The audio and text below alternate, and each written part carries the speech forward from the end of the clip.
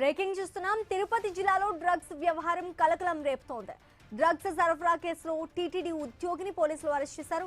రేణిగుంట పోలీసులు నిర్వహించిన ప్రత్యేక ఆపరేషన్లో 3 నిందితులను అదుపులోకి తీసుకుని భారీ మొత్తంలో మాదక ద్రవ్యాలను స్వాధీనం చేసుకున్నారు.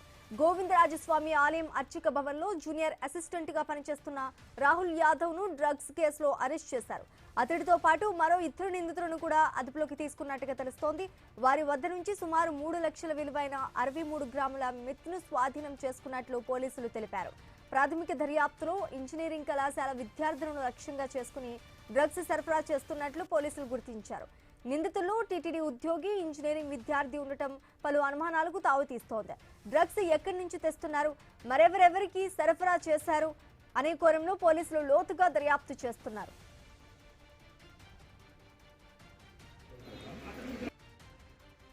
ఈ గంజా కంటే కూడా ఇంకెక్కువగా ఈ ప్రభావితం చూపిస్తుందని చెప్పి ఇది వాడుతూ ఉంటారు. మనకి దీంట్లో మనకు 3 ముద్దాయిలు దొరికారు. గుణశేఖరు, అశ్విని కుమారు, రాహుల్ యాదవ్. వీళ్ళల్లో ఒకతను బీటెక్ చదువుతున్నాడు ఒక కాలేజీలో, మిగతా వాళ్ళు తిరుపతిలో ఉంటున్నారు. 62 గ్రాముల డ్రగ్ దొరికింది. ఆ డ్రగ్తో పాటుగా వాళ్ళ దగ్గర 4 సెల్ ఫోన్లు, 2 డిజిటల్ వేయింగ్ మిషన్స్ సీజ్ చేయడం. దీన్ని ఈ యువతకి ముఖ్యంగా అమ్మకం ద్వారా వీళ్ళు బెంగళూరు నుంచి బెంగళూరు అతనికి ఎక్కడి నుంచి వస్తుంది, ఇవన్నీ కూడా దర్యాప్తులో ఇంకా ముందుకెళ్లాల్సి ఉంది.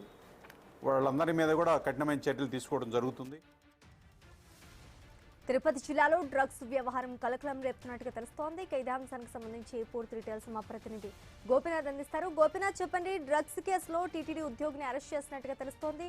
3 ముఠాని పోలీసులు పట్టుకున్నట్టుగా మనకి అక్కడున్న పోలీసు కూడా చెప్తున్నట్టుగా తెలుస్తోంది. ఇంకా దీని వెనక ఇంకెవరైనా ఉండే అవకాశం ఉందంటారా?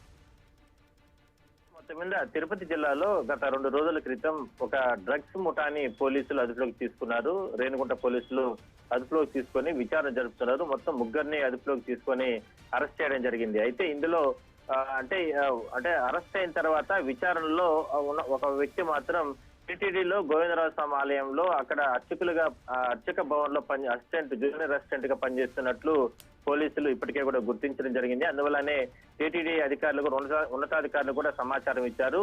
అయితే లోతైన దర్యాప్తు జరుపుతున్నారు. ఎందుకంటే ఇందులో టీటీడీకి అధికారులు అంటే ఇక్కడ సిబ్బందికి అక్కడ పనిచేస్తున్నటువంటి గోవిందరాజస్వామి ఆలయంలో పనిచేస్తున్నటువంటి అర్చక భవన్ లో పనిచేస్తున్న వాళ్ళకి లింక్ ఉన్న నేపథ్యంలో ఇంకా ఇది ఎంత దూరం వెళ్తుంది ఏంటి, దీని వెనకాల ఎవరైనా సరే నిజంగానే ఆలయాల్లో పనిచేసేటటువంటి వాళ్ళు కూడా ఎవరైనా సరే ఉన్నారా, ఇట్లా అన్ని కోణాల్లో కూడా పోలీసులు దర్యాప్తు జరుపుతున్నారు. అయితే సంచలన విషయాలు ఇవాళ రేపట్లో బయట పెడతాం. ఖచ్చితంగా దీంట్లో చాలా మంది పాత్ర ఉంది. ఎట్టి పరిస్థితుల్లో కూడా ఎవరిని వదిలిపెట్టే ప్రసక్తే లేదు. ఇప్పటి వరకు కూడా 3 అదుపులోకి తీసుకుని అరెస్ట్ చేస్తే ఇంకా కూడా 10 మంది వరకు కూడా ఇవాళ అరెస్ట్ చేసే అవకాశాలు ఉన్నాయని మాత్రం అధికారులు చెప్తున్నారు. అయితే ఇది చాలా గోప్యంగా ఎస్పీ తిరుపతి సుబ్బరాయుడు గారు ఆదేశాల ప్రకారం చాలా గోప్యంగా విచారణ జరుపుతున్నారు. ఎందుకంటే డ్రగ్స్ విషయం, మరోవైపు తిరుమలకు సంబంధించి ఎంతో పవిత్రత టీటీడీ ఆలయాలు కాబట్టి ఇక్కడ తిరుపతిలో ఉన్నటువంటి గోవిందరాజస్వామి అర్చక భవన్ లో ఈ ఉద్యోగి పనిచేస్తున్నారు కాబట్టి ఆ ఉద్యోగితో పాటు ఇంకెవరికైనా సరే ఈ డ్రగ్స్ రాకెట్ తో ముఠాతో సంబంధాలు ఉన్నాయా, మరి నిజంగా అక్కడ పనిచేస్తున్నటువంటి వ్యక్తి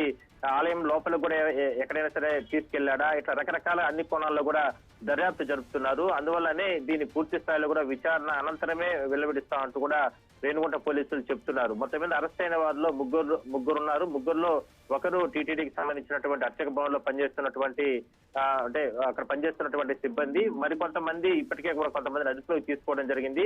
ఉన్నటువంటి సమాచారం ప్రకారం ఏంటంటే ఎవరైతే ఈ డ్రగ్స్ రాకెట్ గా వ్యవహరిస్తున్నటువంటి ముఠాతో ఈ టీటీడీ ఉద్యోగి రాహుల్ యాదవ్ ఎవరైతే ఉన్నారో ఆయనకి స్నేహితులను కూడా ఇప్పటికే పోలీసులు విచారణ చేయడం జరిగింది. తిరుపతిలో ఒక 3 అదుపులోకి తీసుకున్నారు. రేణిగుంట, ఏర్పేడు పరిసర ప్రాంతాల్లో ఒక 6 మందిని అదుపులోకి తీసుకోవడం జరిగింది. ఇట్లా అన్ని కోణాల్లో కూడా దర్యాప్తు జరిపిన తర్వాత ఇందులో అంటే కేవలం రాహుల్ యాదవ్ మాత్రమే ప్రమేయం ఉంటే అతనిపైనే కఠిన చర్యలు తీసుకుంటారు. ఆయనతో పాటు టీటీడీలో పనిచేస్తున్నటువంటి ఎవరైనా సరే ఉద్యోగులకు కానీ లేదంటే అర్చక భవన్ లో పనిచేస్తున్నటువంటి అర్చకులకు ఇలాంటి వారికి ఎవరికైనా సరే సంబంధాలు కానీ ఈ డ్రగ్స్ తో రాకెట్ తో సంబంధాలు ఉంటే మాత్రం కఠిన చర్యలు తీసుకుంటామంటూ కూడా ఇప్పటికే పోలీసులు చెప్తున్నారు, టీటీడీ అధికారులు కూడా చెప్తున్నారు. Sreeja, thanks for the update Gopinath.